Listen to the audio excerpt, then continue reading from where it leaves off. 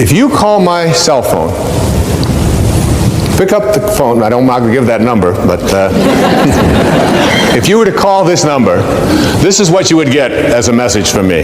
Hi, this is Wayne Dyer that you've reached, and I want to feel good. If your call is designed to do anything other than that, you have reached the wrong number, and I urge you to call Dr. Phil.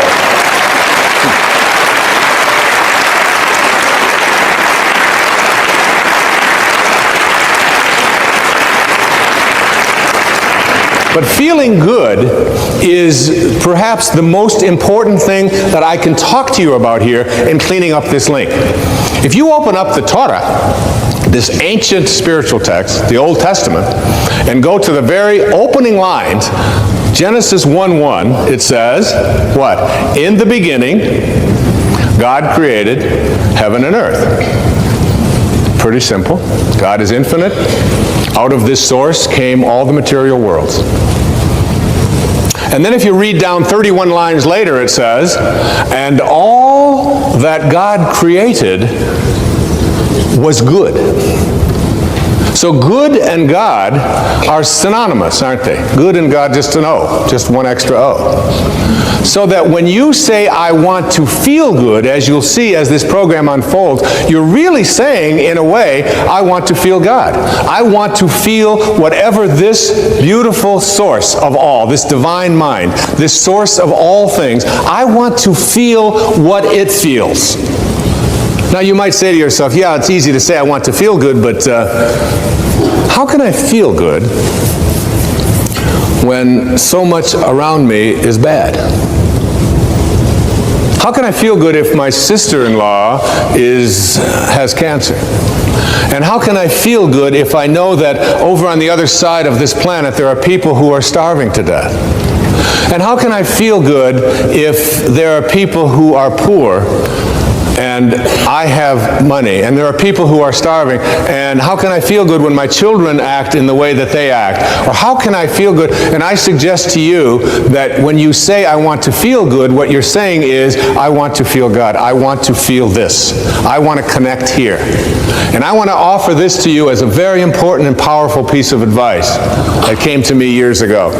You cannot get sick enough to heal one person on this planet. And you cannot get poor enough to make one person wealthy on this planet. And you cannot get confused enough to unconfuse one person on this planet. No amount of your feeling bad, when you say feeling bad, what you do is you lose your connection to Source. And when you lose your connection to Source, what happens is you create something called resistance. I can't do this. It's not possible. I don't deserve it. It's just not something that I can do. And when you create this kind of resistance, you have emotions. And these emotions become sadness, fear, worry, anxiety. And what I'd like to offer you is a way for you to use these emotions that you are experiencing at any time in your life and use them as a system, as a barometer, as a guidance system to say to yourself, what kinds of thoughts am I having that are keeping me from being in rapport with this field of intention? And at any moment that you're not feeling good, you are attracting exactly the opposite of what it is that you would like to attract into your life. You are using this as a way to keep yourself from feeling God or feeling good.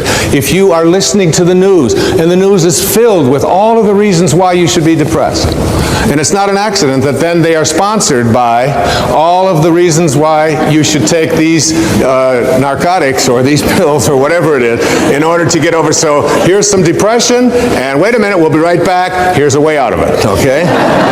And every thought that you have that says, I can't do it, is resistance to connecting to Source. And every thought that you have that says, it's never worked before, that's resistance to connecting to this Source, to what is being, what I call vibrating through Source energy, getting back to you, having your desires, what you want to create in vibrational harmony with this highest energy in the universe.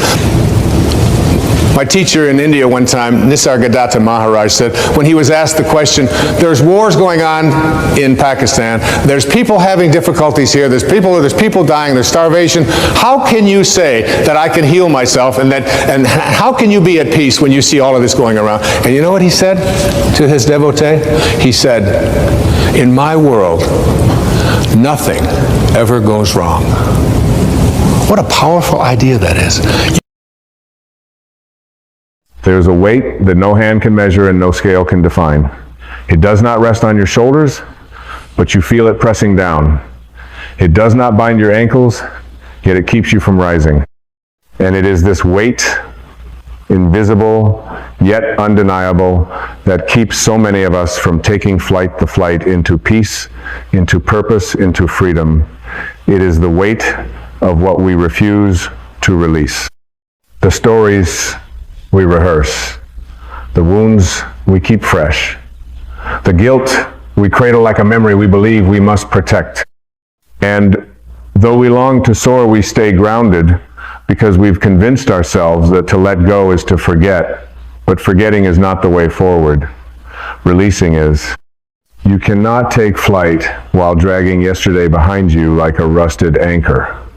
You cannot rise into the light of your divine essence while gripping the shadows of resentment. The soul was not designed for heaviness. The soul was made to move like wind through skylight, spacious, free, but ego convinces us that our identity depends on the weight we carry, that our suffering is who we are, that our hurt makes us real.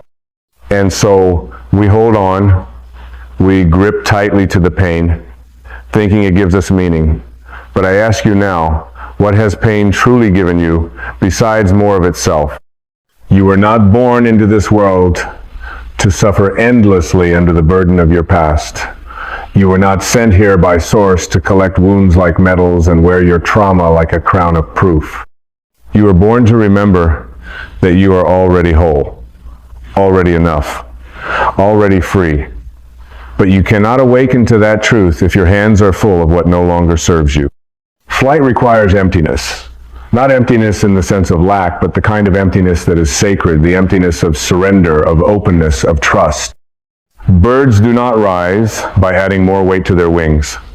They rise because they were never meant to carry anything but the wind. And you, dear soul, were never meant to carry all that you're holding. Let go. Not because it erases the past, but because the past was never meant to be your prison. Let go of who they said you were. Let go of what didn't happen the way you hoped. Let go of the apology that never came. Let go of the outcome you never received. Let go of the belief that you are broken. You are not broken. You are burdened. And there's a great difference. A bird with a stone in its beak is not incapable of flight. It simply needs to drop what it's holding. And the most powerful act you can perform in this lifetime is to unclench your spiritual fists and release what you've clung to for far too long. We live in a world that glorifies accumulation of things, of titles, of experiences, but also of wounds, of grievances, of stories. But your path to peace is subtraction, not addition. Every spiritual master, every awakened soul, every truly liberated being will tell you it's not what you gain that sets you free, it's what you release. The Buddha did not awaken by becoming more. He awakened by becoming less identified with form, with desire, with self. What are you willing to become less of so that you can become more of what you truly are? Are you willing to be less right so you can be more peaceful? Are you willing to be less certain so you can be more trusting? Are you willing to be less attached so you can be more free? Because to fly, you must let the heaviness fall away. And the heaviest thing you carry is the belief that you must carry it. There is a sacred law of the universe that is always at work. The more you resist letting go, the more you attract situations that force you to. Because your soul knows what your ego denies that your healing is in the release. That freedom is not granted by anything outside you. It is unveiled when you unbind yourself from within. So many people pray for peace but refuse to put down the sword. So many seek happiness while holding on to what hurts. But you cannot have both. You cannot live in the light and feed the shadows. You cannot ascend while gripping the ground, and you cannot evolve while protecting your pain. You have a choice. And this moment, this very breath, is the threshold. You can continue to identify with your wounds. You can keep rehearsing the stories of what they did, what you lost, what didn't go your way. Or you can stop. You can take a holy pause, and you can say to yourself, I've carried this long enough. I don't need this to be me anymore. This is not denial. This is liberation. Forgiveness is not weakness. It is wisdom. Releasing is not passive. It is powerful. It is not forgetting the past. It is understanding that your past does not have the authority to define your future unless you keep giving it the microphone. You came here to transcend, to transmute, to rise beyond, not to escape life, but to remember who you are within it. And you are not the hurt you experienced. You are the awareness that held it. You are not the betrayal. You are the witness. You are not the grief. You are the vast presence in which that grief arose and passed. You are not the weight. You are the sky. And nothing that happened in your story is heavy enough to keep you from remembering your true nature unless you decide it is. Take a moment now, not with your mind, but with your heart. Ask yourself quietly, what have I made heavier than it needs to be? What story are you still living inside of that no longer matches your vision of peace? What label, what memory, what name or identity have you fused with your sense of self, and does it still serve your highest path? If it doesn't, let it go. If it hurts, bless it and let it go. If it stirs up anger, acknowledge it and let it go. If it makes you feel like less than the infinite soul you are, breathe deeply and let it go. No one will do this for you. This is your sacred responsibility. No one else is inside your consciousness with a broom, sweeping out the resentment, the doubt, the guilt. Only you can do that. And you do it not because others deserve it, but because you do. You deserve peace. You deserve to wake up unburdened. You deserve to feel light. And flight, true spiritual flight, is what happens when the soul remembers that its natural state is freedom. You are not your wounds. You are not your fears. You are not the broken dreams or the roads that didn't lead where you hoped. You are the one who has survived it all and now stands at the edge of a new becoming. But you can't take off until you release what weighs you down. The caterpillar must surrender the ground before it becomes the butterfly. The leaf must release the tree to dance with the wind. And the soul must release the ego's grip to remember it was never confined to begin with. Release is the sacred act of trust. It is saying to the universe, I no longer choose to carry what you never asked me to hold. You don't heal by holding tighter. You heal by surrendering. And as you surrender, a miracle occurs. The heart begins to lighten, the breath deepens, the mind softens, the world looks less threatening, love finds you more easily, joy visits more often. And suddenly, the life you were meant to live is no longer on hold because you stop carrying the delay disguised as pain. You are not behind. You are not late. You are exactly where you need to be to remember. The sky has always been waiting for you to rise. So often we say we want to be free, but what we really mean is we want to be free on our terms.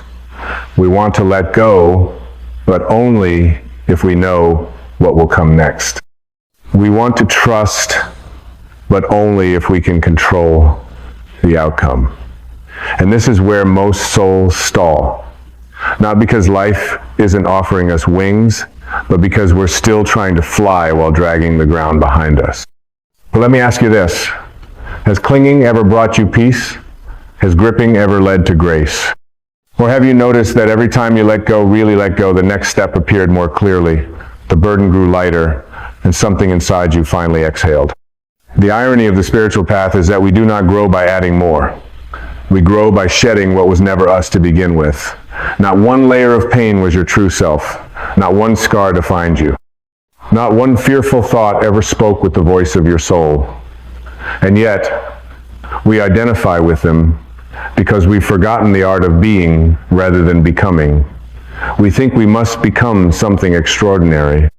But the soul is already extraordinary. The only task is to remove what clouds that remembrance, like a sculptor chipping away at marble to reveal the figure within your journey. It's not about chasing something new. It's about uncovering what has always been there. Your divine essence. And this essence is weightless. You do not need to fix yourself. You only need to free yourself. You don't need to gather more knowledge. You need to unlearn the lies. You don't need to become powerful. You already are. You simply need to drop the thoughts, the judgments, the traumas, and the identities that told you otherwise. The ego says, you must be more. The soul whispers, you already are. And when you listen closely, you will hear that whisper underneath every heartbeat, every breath, every still moment where you're not trying to be anything, you are simply present. In that moment, you are flying. Because flight is not a destination, it is a state of being. It is alignment with who you truly are, beneath the noise. Now, you may ask, how do I begin to let go? You begin by noticing. Notice when a thought carries heaviness. Notice when a memory returns not to heal you, but to punish you. Notice when a belief makes your chest tight or your energy dim. That is not truth. That is ego disguised as memory. And you have the power right here, right now, to witness it, thank it for its role, and release it like a bird from the cage of your mind. This is not a one-time act. It is a sacred practice. Every day, you must ask yourself, does this thought serve my flight? Does this feeling expand me or bind me? Is this belief lifting me or holding me down? If it is not helping you soar, it is not coming from your highest self. Release it. You don't need it. And in its place, choose a lighter thought, a loving thought, a truer thought. Choose gratitude over grievance. Choose faith over fear. Choose now over then. And choose to see every single moment of your life, even the painful ones, as teachers rather than burdens. Because when you shift your perception, what once weighed you down becomes the very force that lifts you. Do you see the paradox? What was once pain becomes purpose. What was once failure becomes foundation. What was once sorrow becomes spaciousness. But only when you stop resisting, only when you stop identifying with it as you. And in that sacred shift, the alchemy of awakening your soul begins to remember you were never the wound. You were always the healer.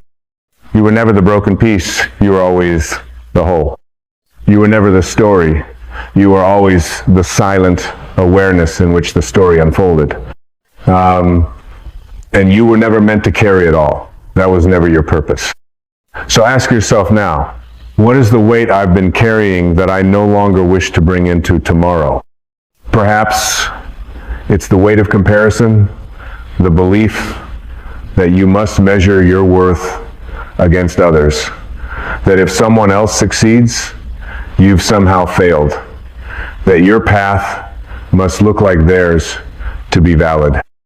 But the truth is, no two souls have the same sky to fly in. You have your own direction, your own design, your own sacred winds. And when you stop comparing your flight to someone else's, you begin to soar in your own unique rhythm. Or perhaps it's the weight of shame, the echo of past choices you no longer align with. But hear this with all your heart. You are not your past. You are the awareness that learned from it. Guilt serves no one when it becomes a home. Let it be a guide, not a jail. Take the lesson, release the judgment, and free yourself. The soul does not evolve by condemning itself. It evolves by choosing love again and again. Maybe the weight you carry is anger that hot, consuming fire that promises strength but only burns the vessel that holds it.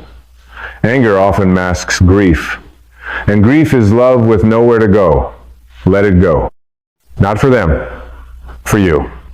Because you were not born to be consumed by flames. You were born to be illuminated by light. Or perhaps it's the weight of the unknown, the fear of what you can't control, can't see, can't predict. But my friend, life was never meant to be controlled. It was meant to be trusted. Faith is the wings, uncertainty is the sky, and trust is the wind beneath it all. When you stop needing to know where you're going, you finally arrive in the now, and the now is the only place you ever truly had to be. So much of what we carry isn't ours to hold. We carry expectations we never agreed to, roles we never wanted, pain passed down through generations. But just because it's been handed to you does not mean you have to carry it forward.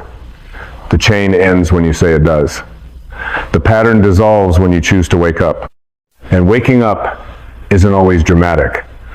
Sometimes it's simply a moment of quiet clarity when you sit alone with your breath and realize, I'm done carrying what doesn't feel like love. That's the moment the flight begins. And once you taste it, even once, you will never forget what it feels like to be free. There is something miraculous that happens when you no longer resist the falling away, when you no longer mourn what is leaving, but bless it on its way. In that holy space, you are not losing, you are remembering. You are not being emptied, you are being refined. The acorn must crack for the oak to emerge. The shell must break for the light to pour in. And yes, it feels like loss, but in truth, it is birth. The death of who you are not is the beginning of who you've always been. Do not grieve what you release. It was never yours to keep. You are not here to hoard old identities. You are here to embody truth. And truth is light. Truth is weightless. Truth needs no defense, no protection, no mask. The most powerful thing you can do in a world obsessed with appearance is to become weightless, to become real, to say, I don't need to hold this story anymore. I don't need to defend this pain. I don't need to explain why I'm healing. I only need to return to peace. Because peace does not argue. Peace does not beg. Peace does not carry a ledger of wrongs. It does not keep score. Peace simply is. And when you stop trying to earn it, when you stop believing it must be deserved, you realize peace is your natural state. You were never without it. You were only distracted. The distractions came in many forms. The noise of comparison, the addiction to busyness, the need to be seen, the compulsion to be understood. But peace never left you. It was waiting quietly underneath the rubble of all that trying. Flight is not about rising above others. It is about rising above the noise, the inner dialogue that says, you're not enough, you haven't done enough, you don't deserve rest. That voice is not the voice of God. That is the voice of conditioning. And the moment you stop identifying with it, you begin to fly. Because flight isn't about escaping life, it's about engaging life from a higher vantage point. When a bird soars above the storm, it's not avoiding the sky, it's simply rising to where the storm no longer reaches.